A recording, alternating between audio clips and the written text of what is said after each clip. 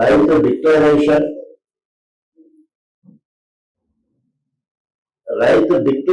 ను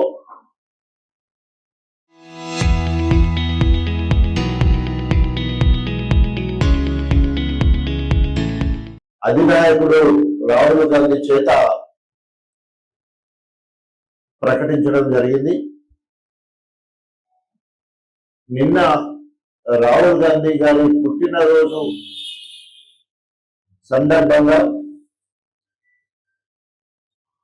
రాష్ట్ర ముఖ్యమంత్రి రేవంత్ రెడ్డి గారు రైతు డిక్లరేషన్ లో ప్రకటించిన వాటన్నింటినీ తొమ్మిదిలో తొక్కేయడం జరిగింది. రైతు పండించిన ప్రతి గింజ కొంటాం ప్రభుత్వమే కొనుగోలు చేస్తుంది, పెంచి పండిన అన్ని పంటలకు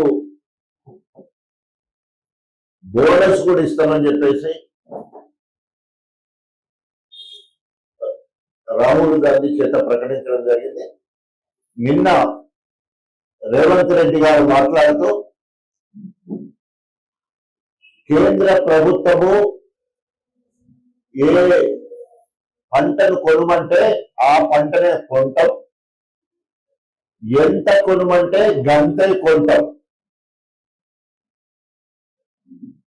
కేంద్ర ప్రభుత్వము ఏ పంటను కొనమంటే ఆ పంటనే కొంటాం, ఎంత కొనాలంటే గంటనే కొంటామని చెప్పేసి ఏమాత్రము సిగ్గు శరం లేకుండా రైతుల మనోభావాలను దెబ్బతీసే విధంగా రైతులకు ఇచ్చిన హామీని దొంగలో తొక్కి ఒక్కొక్కటిగా అధికారంలోకి వచ్చిన వెంటనే ఏకకాలంలో రైతు రుణమాఫీ చేస్తామని చెప్పేసి 40 లక్షల రైతుల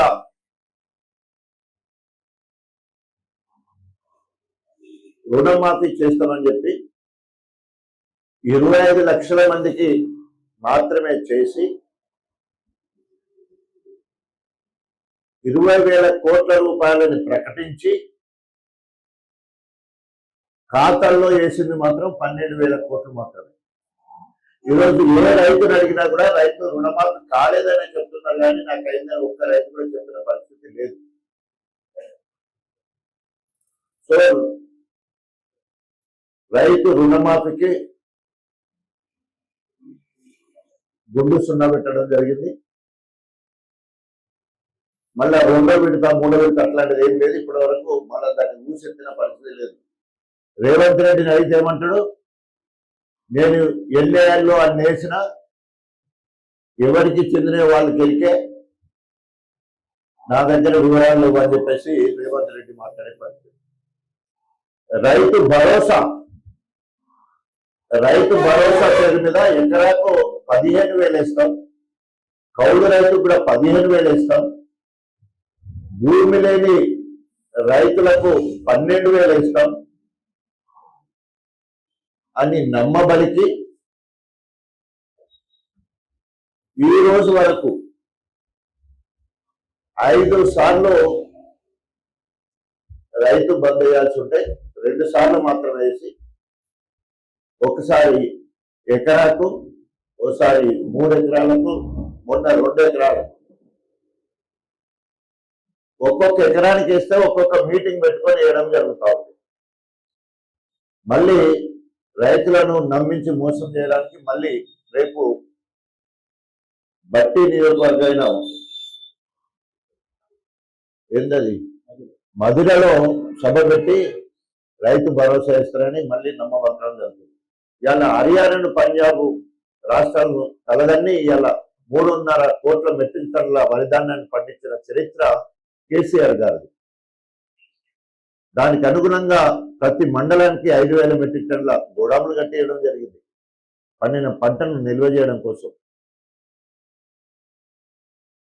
ఇట్లా చెప్పుకుంటూ పోతే అనేక రకాలుగా రైతును రాజును చేయడానికి, రైతు పండించిన పంట ఆఖరి గింజ వరకు కొని ఆటోలలో ఇంటికి యూరియా బస్తాలు పంపించిన పరిస్థితి ఆనాడుంటే ఈరోజు బంగారం కంటే స్థిరమైపోయింది యూరియా. చూద్దామంటే దొరకని పరిస్థితి కనబడతా ఉన్నది. వీటన్నిటికీ నిరసనగా అన్ని మండల కేంద్రాలలో రైతుల పక్షాన బీఆర్ఎస్ పార్టీ నిరసన కార్యక్రమాలు చేయాలని చెప్పేసి కేటీఆర్ గారు పిలుపునివ్వడం జరిగింది.